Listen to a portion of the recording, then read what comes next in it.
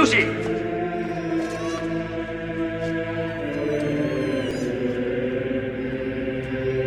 Come to me, Arthur. If these others would come to me. My arms are hungry for you, my darling. Kiss me and caress me, my darling husband, please. Holy blood! We're strong in the Lord! In the power of his might! We're strong in the Lord!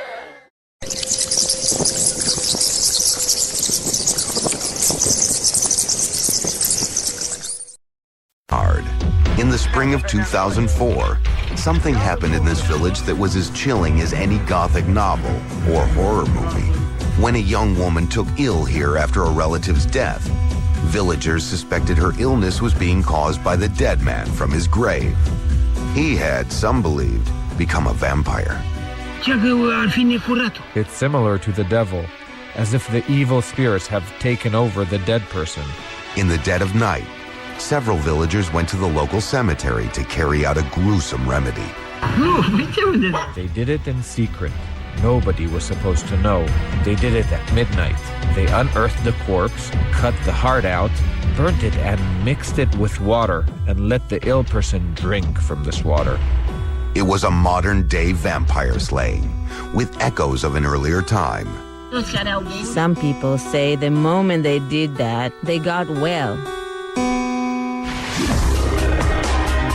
Much of today's vampire scene is about lifestyle, role-playing, and fantasies. But centuries ago, when vampire lore took hold in Europe, it was real and it was serious. Stories about vampires originated in Eastern Europe because this was one of the poorest, least educated sections of Europe at the time. People back then didn't know about how disease was transmitted. They couldn't explain natural disasters very well. All of these things were blamed on the restless dead. From death and disease to a loaf of bread that didn't turn out right, vampires were blamed for just about anything. And just about sure that we're taken seriously, very seriously, and I will spearhead that. In the spring of 2004, Don appeared on a reality TV show that shined a bright and at times unwelcome light on the modern vampire community. The show featured 10 regular people living in a home with 5 alts, or alternative lifestylers. Don filled the role of vampire. I am actually happy that I did Mad in My House. It was phenomenal. I mean, it was one of the best experiences I've ever done. Part contest, part social experiment, Don wasn't afraid to show all the sides to his personality. His good nature. I put a seatbelt on for safety. Even the undead wear seatbelts. Buckle up, America. His bad temper. Bygones are bygones for now, but I can be a very spiteful person. His daily life. I was able to actually show the reality of things. I mean, if I go out in the sunlight, I'm not going to burst into flames or anything like that, but it's going to sure hurt the hell out of me. You know, I do sleep in a coffin, I guess you'd say, to, you know, avoid the sunlight. So I was able to show that in the show. I knew that there would be shockwaves. I was prepared for it. In the community, he remains a controversial figure, partly because he's a celebrity, partly because a lot of the vampires are like, he doesn't necessarily represent all of us. Don is one of the few modern vampires who's so open about his life, he uses his real name. He lives in San Diego, where he used to work as an electric engineer. He says he's been aware of his special gifts from an early age. And things have been always this way, you know, from a very young childhood. I've always had associations with things. I've always seen spirits, you know.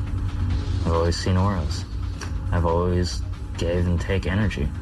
Don takes his lifestyle seriously, dressing every inch the part of the bad boy vampire. I have fangs simply because it is one of the traits, basically, in modern civilization that actually shows the trait of a vampire or the predatory image, although they are very useful, too, at the same time.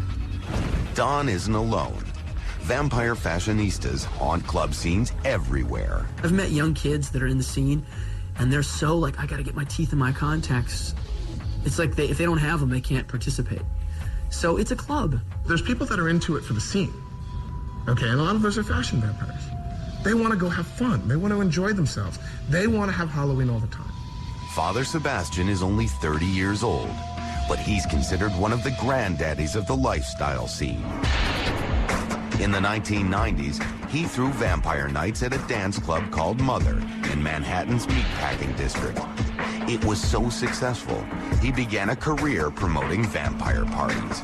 You can have an event here with 600 vampires and just promote it within 3 days, and 600 people will show up. For these partygoers, it's all about the style. You go to a vampire party, you're gonna have an awesome time, guaranteed. You're drinking blood, dressing in black, doing, any sorts of acts or rituals or things like that. That just fits into the sort of lifestyle that they want to cultivate, because that's what makes them feel like free individuals, energetic individuals. One place New York City vampires go for their fashion is the Transformatorium, owned and operated by Father Lestat. If you ever actually meet a vampire, he's very charming, very regal. He's very sociable. It's just his eating habits you might disagree with. Lestat knows a lot about those eating habits, selling custom-made acrylic fangs for $100 a set. He says his clients come from all walks of life. Last week I did a judge. I found that out later. I've done lawyers. I even did this guy who turned out he works for the FBI. Today, this man named Michael is shopping for his own pair. I was always really interested in vampires and stuff like that. He picks out a style from a fang book. Then Lestat makes a mold of his mouth to ensure a proper fit. 3 hours later, Michael's back for the fitting. Don't use blood caps because blood caps will seep into the floor and also to turn a pump. Why? Just remember to have a water chaser afterwards and brush it. A few adjustments, then the unveiling. It's not really as sharp as you would think. You have to really fight it for somebody to break it. Lestat made fangs for Don Henry and says he respects Don for his openness. A lot of people, they worry about what people think and what people might say to them. And he's one of the confident ones that just doesn't care. But many in the vampire community do care, especially when they first learned that an apparent lifestyler had landed the role on Mad Mad House. The community itself was in an uproar about him. I was not an advocate until he and I actually made contact, and we talked, and I learned that he's not just a pretender, he's not a poser, he's not just dressing up, but he actually knew what he was doing. What Don claims to do is actually feed on human life energy. It's the primary characteristic that separates a lifestyler from a quote-unquote real vampire. I take energy, I take blood, I manipulate when it comes to that time when I really need to. I can be forceful. There's other times I could be loving. It all depends. In the spotlight of national television, Don showed off some of those powers on a house guest named Noel. Just relax, seriously. With the help of two vampire friends, Don seemed to suck the energy right out of Noel's body, making him crumple helplessly to the floor. I basically drained Noel of his life force energy at that time and knocked him out. It's something that I would normally do on a self-defense basis. I would rarely do it on a malicious basis, although I have.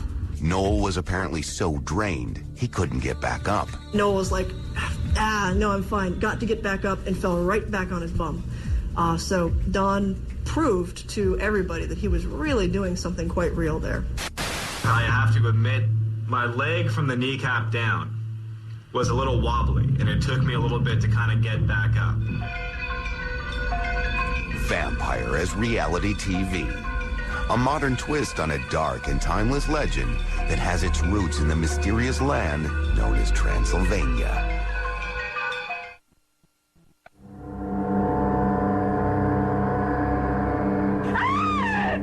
No matter how suave or debonair a vampire looks in the movies, You have no heartbeat.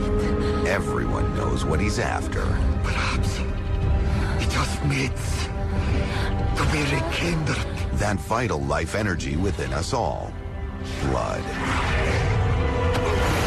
It's an entertaining image, but it falls flat with most modern vampires, for whom blood is no longer the death and life thing it's made out to be in the movies. Instead, the life force most of them crave is something called psi, or psychic energy. I am more than willing and think that it is not anything mystical or esoterical or occult, that it is actually something that is entirely within the reign of modern science to understand. We may not have developed all of the machinery and tools necessary to measure it. Michelle Belanger is the author of the Psychic Vampire Codex, a manual that teaches psi vampires how to feed on this vital human energy they claim to need. While most of us can't see, hear, taste, or touch it, according to Michelle, we all project it. If you go someplace and you are wound up in your bad mood, whether you realize it or not, you are projecting that everywhere. And as a vampire, you realize that everybody everywhere is constantly connected, constantly exchanging energy. Michelle says at one point she tried to get by without feeding on this energy, and it made her so sick she needed to be hospitalized. As a psychic vampire, there is what amounts to like a diabetes of the spirit, of the energy body. There is something that doesn't work quite right, and it impacts not just your emotional or energetic health. Eventually it starts to impact your physical health. Now, to stay healthy, she feeds about every 2 weeks. A week passes, a week and a half passes, I start getting a little tired, a little bit more distractible, forgetful, and just, less focused, less sharp. And that's kind of my sign that I need to do it. Michelle allowed us to film an exchange between herself and Zamian, her regular human donor. It's a deeply private moment, not exactly the stuff of a horror flick. The relationship between the vampire and donor is not one of dominance and submission. It's not one of predator and prey. It is one of two people celebrating something that they share on a very deep level. In fact, the ritual looks a bit like a sensual massage. Michelle says she's drawing in Zamian's energy with her hands and mouth. A lot of the action is purely internal.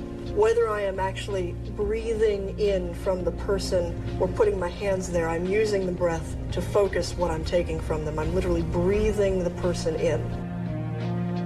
This exchange only lasts 5 minutes, though others can go much longer. Thank you. Afterward, Michelle says she feels refreshed, and Zamian also claims to feel different. Chills, a little disoriented, elated. But not everybody buys the idea of energy transfers. Some traditionalists say Dracula would roll over in his grave at the thought of it. I think we're all psychic vampires. I mean, we all need energy from people. I mean, and that's what the story of Dracula is. He, needs contact with people.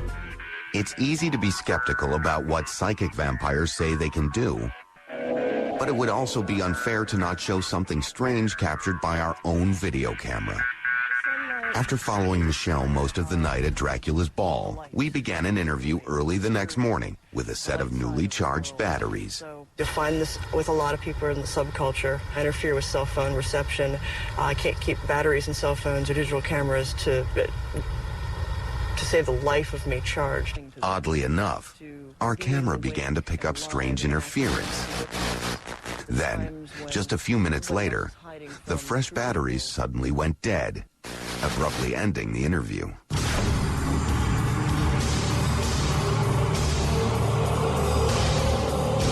Psychic energy apparently doesn't just come from within. Vlad and Sky, a New York City couple known for performance art pieces, say their rituals are all about the energy. It means everything. It's very spiritual. There's a lot of energy exchange, and that's simple and to the point. A lot of people don't understand that.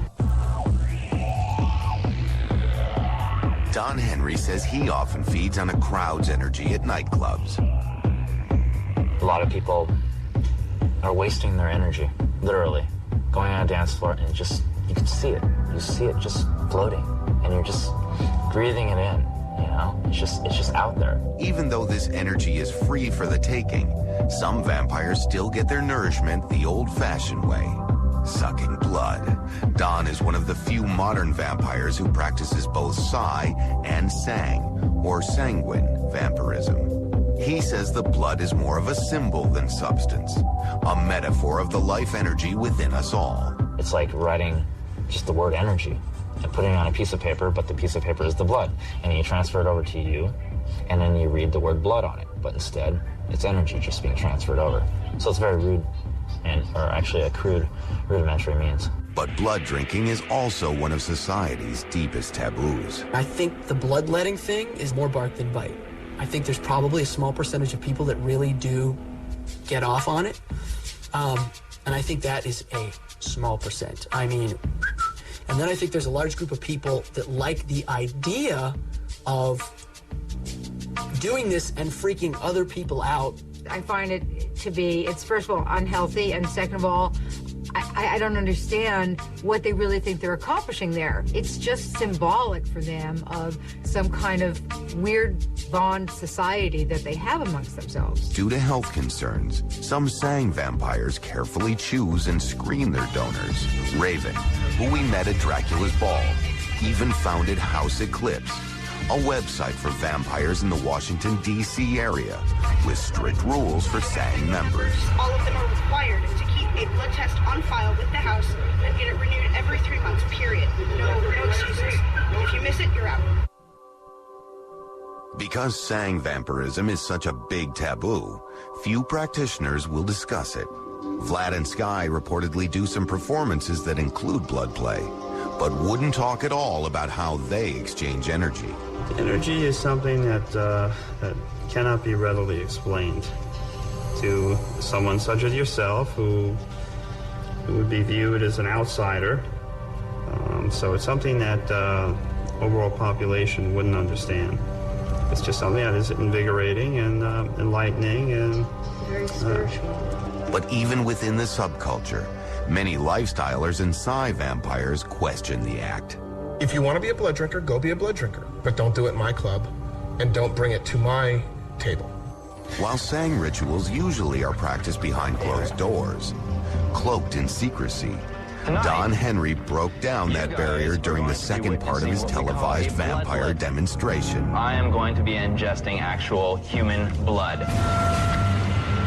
After introducing Gina, his girlfriend and regular donor, Don used a sterilized needle to draw blood from her arm.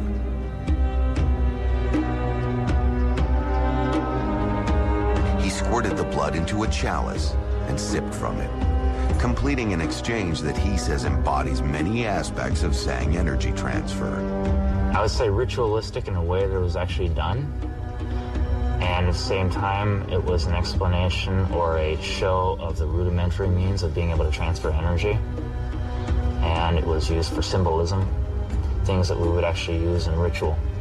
It's not something that I would do normally all the time, although I have used sanguinary feeding to be able to replenish my energy, yes. The televised ritual unleashed a furor in the vampire community, a backlash that continues to this day. But Don says he's also heard whispers of encouragement. A lot of people actually supported what I actually did on TV. Reasons being is because it's about time. It's about time that, you know, someone actually shows a real prime example and not just something half-assed. Don may be a prime example of a vampire today, but his knowledge and secrets owe a debt to the past, including the legends and lore of Transylvania. In the world of vampires, he's the fairest of them all. Author Bram Stoker's creation, Count Dracula. A genuine pop culture icon. The quintessential vampire is Count Dracula. Welcome to my house. Strangely, Dracula's home base of Romania was one of the last places to discover him. But at businesses like Dracula's restaurant in Bucharest, they're catching up for lost time. In the old days, communism wasn't good for the Count. But the fall of the Iron Curtain changed all that.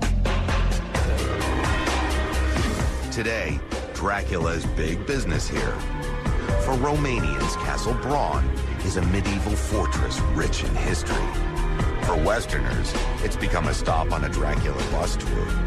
Vendors hawk all manner of Dracula souvenirs. There are even plans to build something called Dracula Park, a kind of Disneyland Goes Goth theme park. I think that it's better to find exactly what means the legend of Dracula for Romania. And that means money.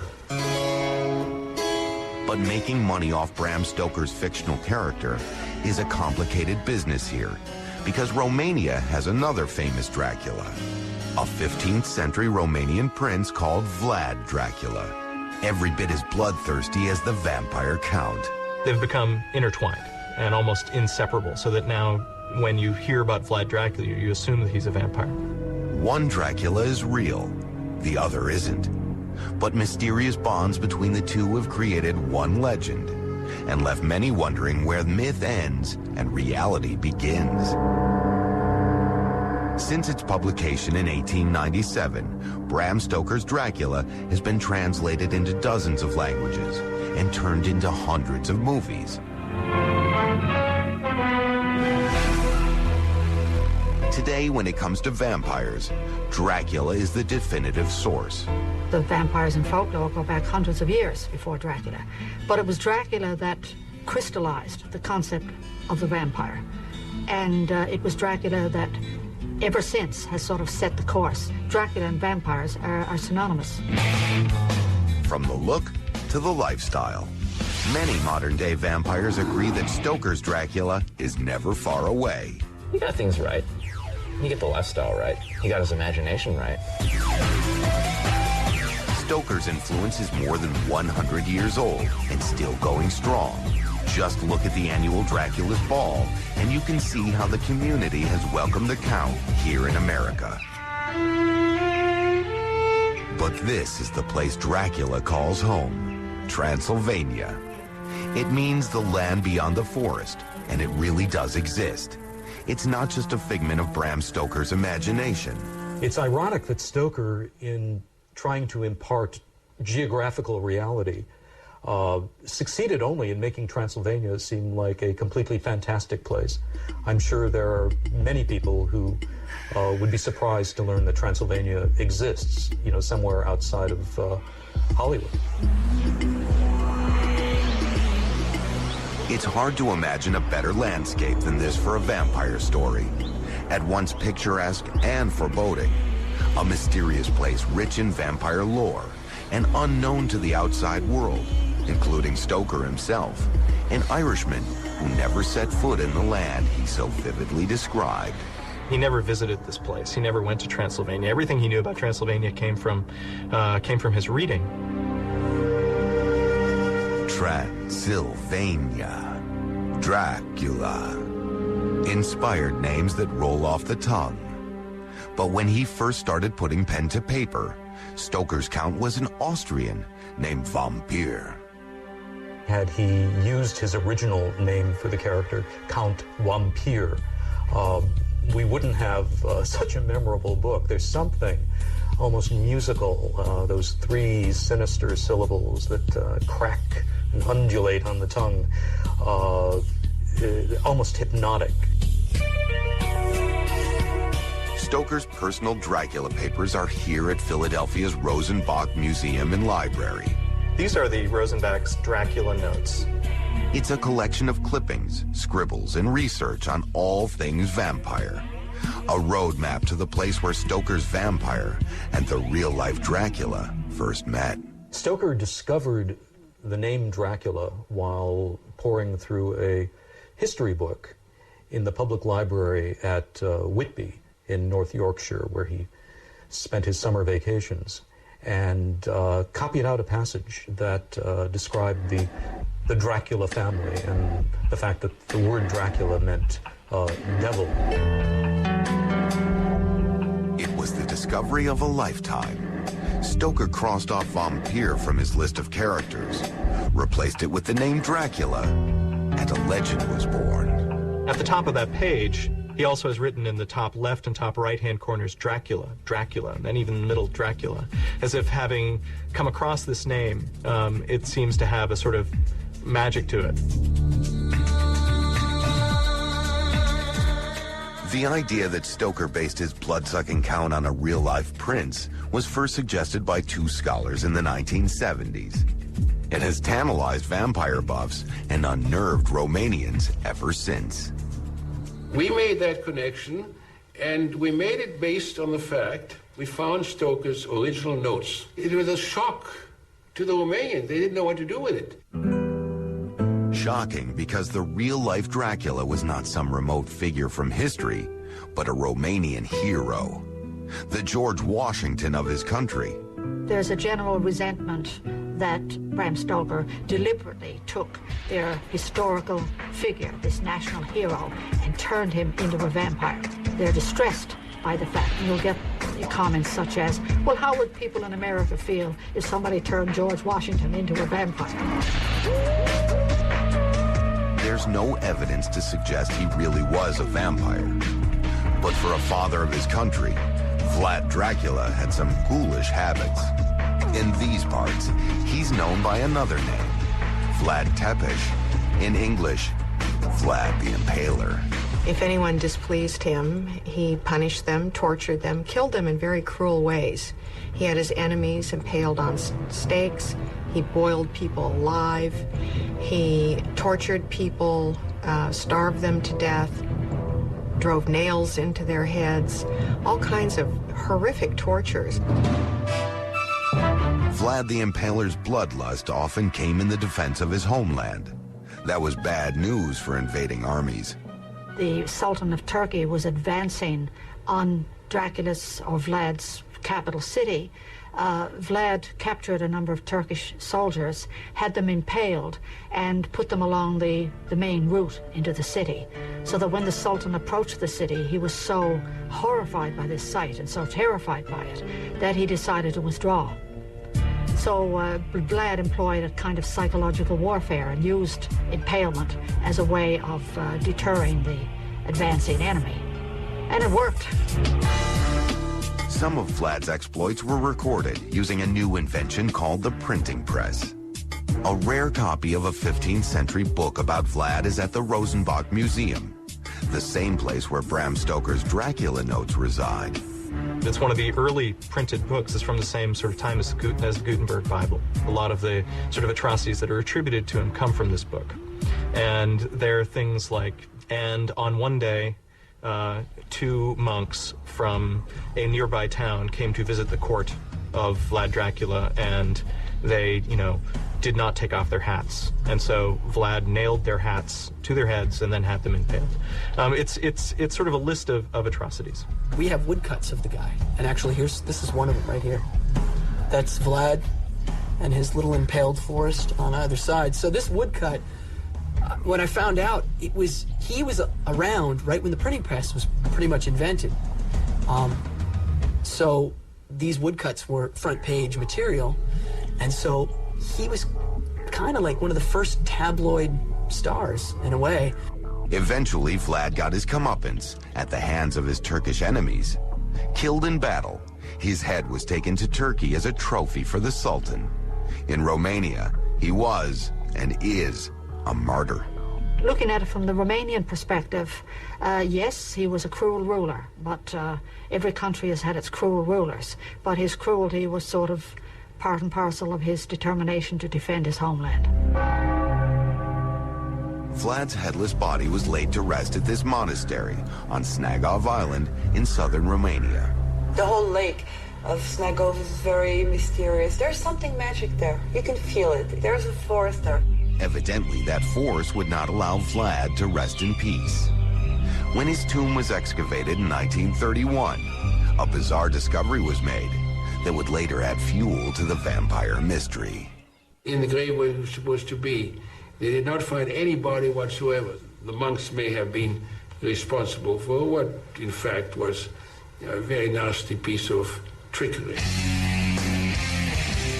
In the 1970s, when people started to claim that Bram Stoker had based his fictional Count Dracula on the national hero Vlad Dracula, communist dictator Nicolae Ceausescu smelled a bat. He wasn't about to let people mess with the good name of a Romanian hero. Ceausescu fought back with a public relations campaign to restore Vlad's reputation.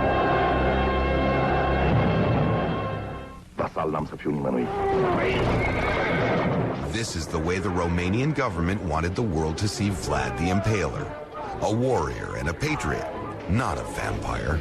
In fact, Vlad's legend did grow, but there's been no escaping that Dracula name. Stoker tied together the vampire and Vlad Dracula, and no one is going to be able to untie that connection. And for the most part, that's okay with Brianna Karaja, a modern-day Romanian princess who claims to be a direct descendant of Vlad the Impaler. As long as they're having fun and they keep to the legend part of vampires, it's fine with me. Since these people really believe in vampires and things like that, here's a message for them. Beware. Beware what you wish.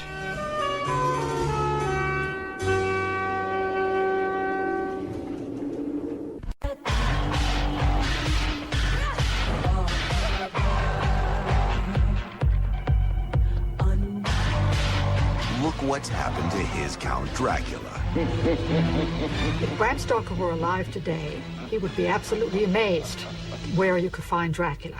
He would never have imagined that you would have a cereal called Count Chocula or a duck count called Duckula. The character has permeated every aspect of our culture. For more than 100 years, Dracula has truly been immortal. You can't kill me, Victor.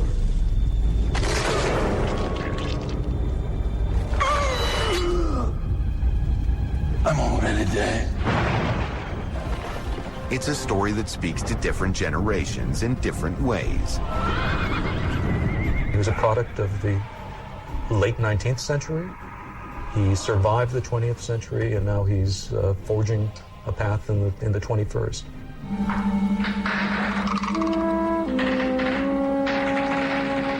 The guy who sleeps in a coffin and turns into a bat comes from the imagination of Bram Stoker. But Stoker invented Dracula, not the vampire. Vampire stories have been around for centuries. Vampires are often depicted as wealthy aristocrats. You know, they often have a castle in Europe. They have fabulous wardrobes. I mean, what's not to like about vampires?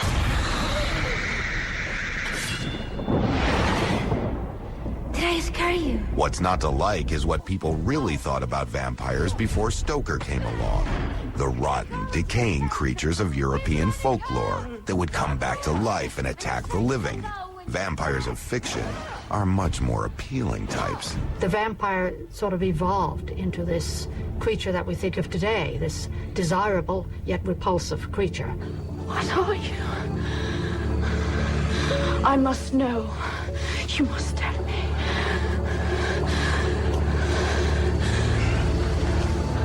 I am the monster the breathing men would kill. I am Dracula. Before that, the vampire was this creature from folklore, this corpse that came back from the dead to feed on the living. In Dracula, Stoker borrowed elements of the grotesque from the real world, combined it with the overheated seduction of a romance novel, and came up with a story for the ages. Tell me, Prince. Tell me of your home. But it was very much of its time. Stoker tapped into the anxieties of the day. When he wrote about Dracula and frightening exchanges of blood, Victorian London was in the grips of a deadly syphilis epidemic. It lets us look at unpleasant realities in the world without having to look at it too directly. And I think that's one of the enduring functions of horror and literature and entertainment. It was also a time when London was gripped by a threat of a very different nature. The bloodthirsty killer, Jack the Ripper. Two of the most famous monsters in history prowled the foggy, gaslit streets of Victorian England. They emerged from the fog, they shed their victim's blood, and they disappeared again. One of them was a real person, a homicidal maniac who we've called Jack the Ripper. The other was a fictitious vampire named Dracula.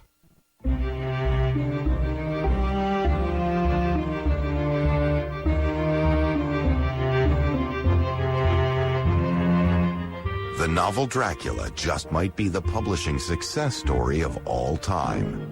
But Bram Stoker never lived to see it. He thought he'd be remembered for a biography of England's most famous actor of the day, Henry Irving. If anyone who knew Stoker and Henry Irving in the 1880s or 1890s were told that 100 years hence, everyone would know who Bram Stoker was, and no one would know who Henry Irving is, no one would have believed you. But the thing that has truly given Dracula eternal life, apart from blood, is the movies. Nosferatu was the first major Dracula movie, but it almost didn't get made. Bram Stoker's widow tried to shut the project down. She was very serious about destroying Nosferatu. She was as serious as the characters in Dracula were about destroying Dracula. The movie survived, just barely. Today, it's a classic of the silent era. It's ironic that Nosferatu is in some ways the closest to, at least visually, the closest to what Stoker seems to have imagined his vampire to be, because Stoker's wife ended up suing F.W. Murnau for copyright infringement and won, and nearly all the copies of that film were destroyed. This guy was no matinee idol. But more than any other movie, Nosferatu stayed true to Bram Stoker's vision. A lot of people think Dracula is this handsome, suave, debonair man, and he's not. He's frightening. So, he is human, but he's pretty inhuman the way he looks. He's got gnarly teeth. It doesn't say he has fangs, but it says he's got pointed teeth, and he smells funny, and he's a walking corpse. It would take a Hollywood sensibility and a Hungarian accent to turn Dracula into a suave superstar. I am Dracula. Bram Stoker probably wouldn't recognize him, but this is the iconic Dracula, and no doubt will be for all time. For the look, for the voice, for the tune, we can thank a Hungarian actor named Bela Lugosi. He learned his roles phonetically, one syllable at a time, without necessarily understanding their meaning. And the result was that very deliberate manner of speaking. Listen to them, children of the night. What music they make. This is a voice you never forget as long as you live. Dracula and other monster movies hit their stride in the 1930s, when Americans faced the grim reality of a real-life monster, the Great Depression. And I don't think they would have been so popular if they had been introduced to the public in sunnier times. I mean, there was no social safety net. These monster figures became almost lightning rods for free-floating cultural anxieties.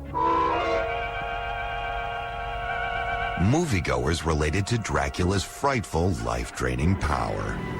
Producers related to his box office power.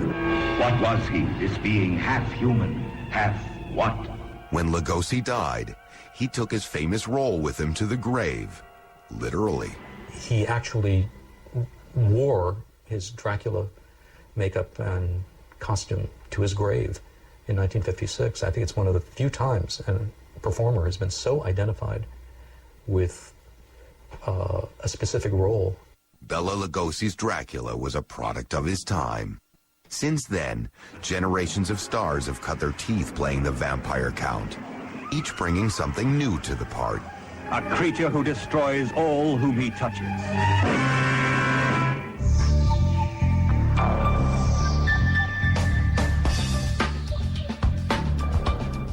But the biggest changes in the vampire world happened after the seismic culture shifts that started in the 1960s. You have vampires who are romanticized and eroticized, of course, as well, and who are ambivalent figures rather than absolutely evil figures. And I think it's a reflection of the way the 20th century went in its second half. Vampires were becoming more like us. Or maybe it was the other way around. Pop culture was creating a subculture of vampire wannabes. If we want to talk about the vampire subculture, I would say it got its start in Dark Shadows, in the reluctant vampire Barnabas Collins. After Dracula, he's really the first vampire to penetrate our cultural consciousness and give us a way to see from the vampire's point of view. Then along came Anne Rice, the most influential vampire storyteller since Bram Stoker. Unlike Dracula, her vampires agonize over their identities and ooze charisma and sensuality. It's not like Dracula. We used to have vampires who came up out of coffins and looked like death warmed over. Now these vampires are quite attractive, so people begin to identify with them. If you think about Interview with the Vampire, it was Tom Cruise and Brad Pitt, the sexiest men of our time, playing immortals, playing the part of people who were vampires, who were able to drink blood and bloodlust, and it was, but yet it was sensual, and it was, there's something so hot and erotic about it. And you think about, you know, that whole grasping of the neck.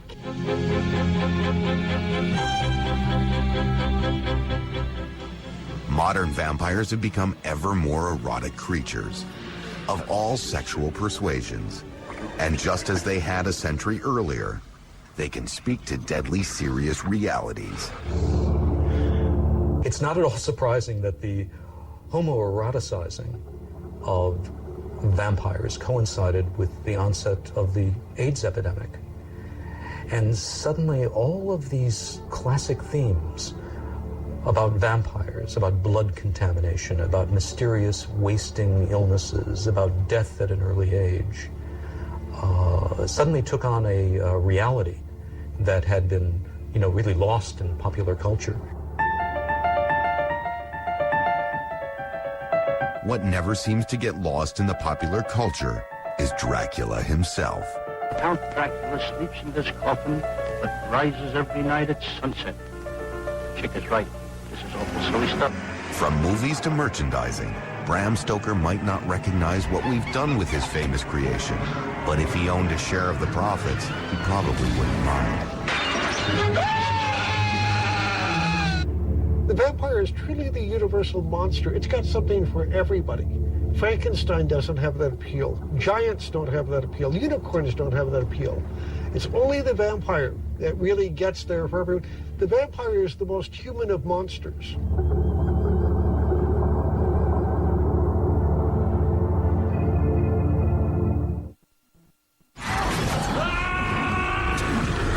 They're sexy, fang-bearing, blood-drinking, and often not so nice.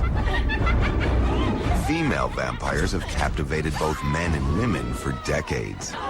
None more, perhaps, than Vampirella. I like to tell people that Vampirella stands at the crossroads of sex and death. Part Playboy bunny, part superhero. She's been a collector's item and the reigning queen of vampire girls for more than 30 years. People love the bravery of seeing this woman run around and fight evil in a costume like this.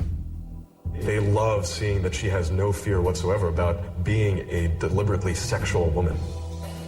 She may be a bad girl, but that doesn't make her a bad role model. After all, she fights evil and often wins. Characters like Vampirella tell these women to find your place in society and to define it and to defend it. And there are strong women role models in the modern-day vampire community. But unlike Vampirella, some are more likely to be found in broad daylight, nurturing their garden, than in a graveyard at night. You don't want to stand out. You don't want people to point at your children and say, oh, look, her mommy's her Dracula's bride. For Lady CG, the whole Dracula's bride thing takes a back seat to simple family values. My kids are absolutely my best friends. I love them. Yeah. I have 4 grown. Make no mistake, Lady CG is a bona fide blood-drinking vampire. But she's also the epitome of a small-town mom. A grandmother, in fact. We're not creeping in anybody's windows at night. At least I sure hope nobody is. At least uninvited. And I don't think that it's realistic to go around looking for immortal vampires who are raised from the dead, looking to drain people of blood. I'm still the oldest one here, I think. At 42, she's an elder in the vampire community, a kind of den mother for fellow vampires. She holds a regular gathering by the fireside. The coven meets on Sunday nights. We wanted a time when we could just provide us time and space for our people where they could come and sit and just be themselves. Hey, that's cool. One of her sons, Jay Frost, often attends. Well, no, we can't. My mother's an excellent person. She's willing to get out there and deal with the people and help people to walk through the things she had to deal with as a younger, inexperienced vamp. She's trying to avoid having other people deal with the problems that it brings up. Maybe because 2 of her children are vampires, CG acts as a resource to the community, both in her own backyard and in the larger international online world, drawing from her own personal journey, which was far from easy. I was probably in my middle teens when I first really became aware that I wasn't like all the other kids. As a teenager, she struggled with unusual symptoms, such as sensitivity to light, heightened senses, but most extreme of all, an inexplicable hunger. Suddenly you're getting weird cravings. You don't know what you're craving, but nothing satisfies it. Nothing. It was at a college party where CG was offered that first taste of blood. Somebody said, "Oh, this is what you need," and so I drank. Just a small cut on his arm, you know, it was very sensual, it was very sexual. But the cravings went away for weeks. CG married and had children, all the while plagued with confusion, strange dreams, and that craving, which returned and then refused to go away. I thought, well, what's wrong with me? You know, am I insane? What I did discover, though, quite by accident, was that eating rare steaks helped. It couldn't just be rare. It had to be blood on the plate rare. But that it helped. The cravings would go away.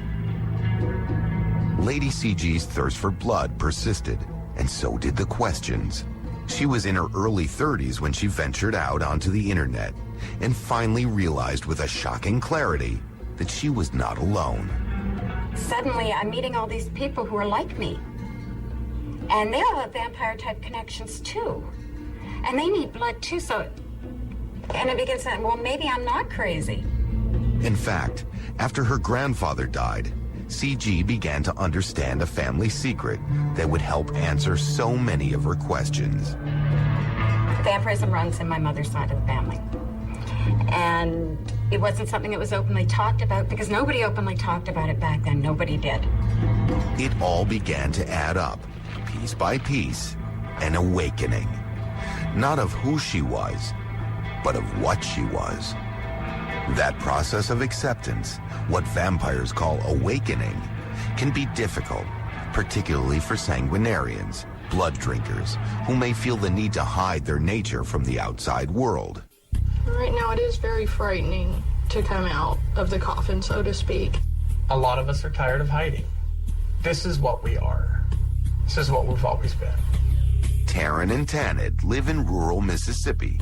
Like CG, they are in some ways the quintessential vampires next door. These vampires have concealed their vampirism, even from their family and friends, until now. We're not evil, we're not Satan worshippers, we're not necessarily all Gothic. You can see vampires, walking the street looking like everyone else. A couple of vampires whose modern-day love affair began, naturally, on the internet. We started talking one night through instant messaging, and there was almost an instant connection there. In part united by their vampiric commonalities. We have physical allergic reactions to the sun, which can vary anywhere from mild to severe. Our sense of smell is heightened. Sense of touch is greatly heightened. We just have a need for energy that most people don't have. But perhaps most importantly, that ever-present craving. No matter what you eat or drink, it never seems to satisfy the craving. There are times you can be just completely ravenous, and food and water doesn't seem to curb that hunger. Most of us sanguinarian vampires, we need to get that energy directly from the blood. Somewhere that's close to a major artery, and she'll feel my teeth. I will feel the blood going down my throat. I will taste it in my mouth. I love the taste of blood. For Taryn and Tanid, a committed couple, the ritual of blood taking is part of their relationship. But many other sanguinarian vampires, Lady CG among them, raise concerns about the safety and the propriety of drinking human blood. We've learned through the community that human blood may be what we crave, but we can get by with other types. Willing donors that Lady CG considers safe and healthy are sometimes hard to find. So she's come to rely on animal blood from rare meat that she's learned to butcher herself. She encourages safe blood drinking habits through her website and her new book written expressly for vampires, passing on the knowledge and experience she's gained through the years. I think we go to great lengths to teach safety, to teach that there are substitutes. It's become a personal, passionate mission.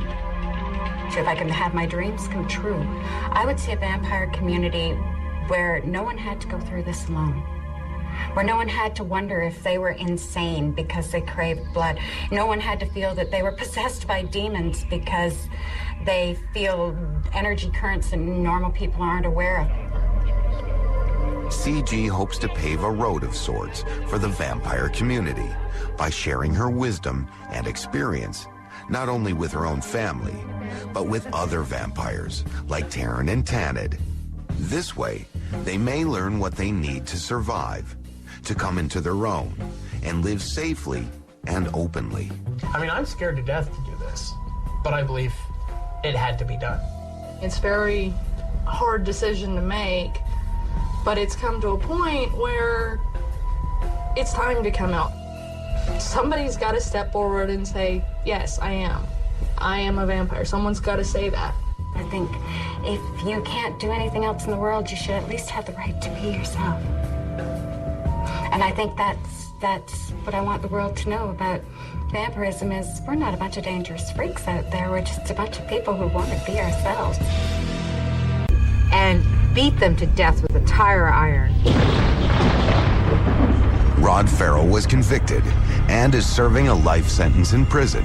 Heather Wendorf was completely exonerated of the murders. The horrific story gained instant notoriety and cast a shadow on the vampire community. If they weren't using the vampire, they'd be using something else. And it's not the fault of vampire literature that people go out and do things in the name of vampires. You're dealing with disturbed people. There's only a small percentage of people who participate in the vampire subculture who actually are dangerous people. It's a mistake, modern-day vampires say, to think that just because they recognize the darker aspects of human nature, that they condone violence. They're not turned on by death, they say, but by defying it. To them, embracing the vampire lifestyle isn't embracing death. It's a celebration of a primal spirituality and sensuality. So powerful, they say that mainstream society is at once drawn to it and threatened by it. There's a swoon associated with being a victim of a vampire in a way that, I mean, if you get torn apart by a werewolf, you know, or grabbed and imprisoned by a zombie, a vampire takes you into ecstasy. I think vampires are sexy for several reasons. The ultimate sex appeal, however, I feel comes from defiance of death, because that's the deepest, darkest fear that people have. Is it the myth, the mystery, or the menace? What is it about the vampire that makes him such a terrifying and at the same time such a compelling character. We have no other creature in our supernatural lore that holds the fascination that the vampire does, that embodies our grappling with the fear of death the way the vampire does. It could very well be that the vampire has the power to endlessly mutate in ways to continue to hold our fascination. Perhaps the fascination comes from our awe of the vampire's powers. Most notably, the ability to be both alive and dead at the same time. Vampire can do more than our logic allows it to do, so that's alluring. The vampire has given us a way to get above the way we think and has shown us the possibilities. The vampire also gives us permission to flirt with the dark side that exists within all of us. We can play around with this vampire character and even pretend that we are this vampire character. But we can safely move away from it when we've had enough. Of course, our attraction to the vampire is also physical. How can we resist a monster who looks so much like ourselves? Anybody who's had to throw together a Halloween costume at the last minute knows how easy it is to do a vampire. You need a little bit of powder, you need, a cape or a shroud, maybe some fangs. For some, or maybe all of these reasons, the vampire provides us with endless possibilities to change, to explore, to entertain. This is my food. I don't need to drink blood, but I need vampires. That's what I need. I need them in my life because they give me my energy. People tend to be able to use the vampire myth to project whatever they want to on it. There are humorous vampires, there are fat vampires, there are monstrous vampires, there are psychopath vampires, there are romantic vampires. The vampire is the universal monster. A universal monster with universal appeal, which may partly explain why so many people claim to be real live modern vampires. I think when people look at vampires, they see in many ways sort of a liberated form, a mythology that isn't afraid to deny sexuality, isn't afraid to deny our mortality, and instead, they celebrate it. Among the vampires we met, few claim to be immortal or have supernatural ability, but all noted their link to the vampire as an archetype. They can take it strictly on the level of, I am a vampire because I need to take life energy from other people around me. But for the most part, if you've identified yourself with something like the vampire, that is such a rich icon, it also grows into other aspects of your life. Some modern vampires, like Vlad and Sky, vow to continue exploring their vampirism openly and with defiance. Our life is lived the way we choose to live it. And if people don't like it out there, well, that's their problem, not mine, not ours. For others, like Father Sebastian, the lifestyle is beginning to get routine. He says it may be time to hang up the proverbial cloak and pursue a new course. It's my 13th year in this scene, fully active, and I'm kind of tired, and I want to break, and I want to move to something else. For some, like Raven, the vampire archetype causes conflicts with the outside world, forcing her to live her vampire life in the shadows. I can't allow my face to be known for the sake of my parents. I don't want to hurt them, I don't want to hurt my friends. I'm risking my job by doing this, but I think it's important because I don't want people to fear us. We're just people. But living out of the shadows is hard too. For many of the modern vampires we encountered, the choice to come out of the coffin is one of the most difficult decisions of their life. There is still so much prejudice, so to speak. So many people that are afraid, that think we're evil, and so forth. It's hard to say, yes, I am. I am a vampire. That's a choking phrase. But it's come to a point that's something that needs to be said. Now, these vampires are reaching out to others, hoping to not only expand their communities, but to open minds everywhere. If we want our younger vamps to live in a world where they don't have to be afraid, ever, then the world needs to realize that we're out there and that we're not a danger to anybody. We're just coping and doing as best we can to be good members of our communities. But don't think that just by baring their fangs, vampires like Don Henry have shared all their secrets. Dig for yourself. No one's going to force feed it to you. No one's going to hand it to you on a baby spoon. Go get it yourself. It's our knowledge to have, not yours. You want it? Come and get it. Just remember the consequences. Remember the consequences, but don't forget the romance of vampires. The myth, the mystery, the menace, and most of all, the magic. We've lost the magic in our world. We've lost what really inspires our imagination. And one of the things that I love about the vampire subculture, lifestylers, psychic vampires, sanguines, all of it, is we have no problem allowing ourselves to be romanced by a myth. We understand where our reality ends and the stories begin. Whether we love vampires or hate them, believe in them or dismiss them, there's one thing for certain. You'll always be intrigued by the secret lives of vampires.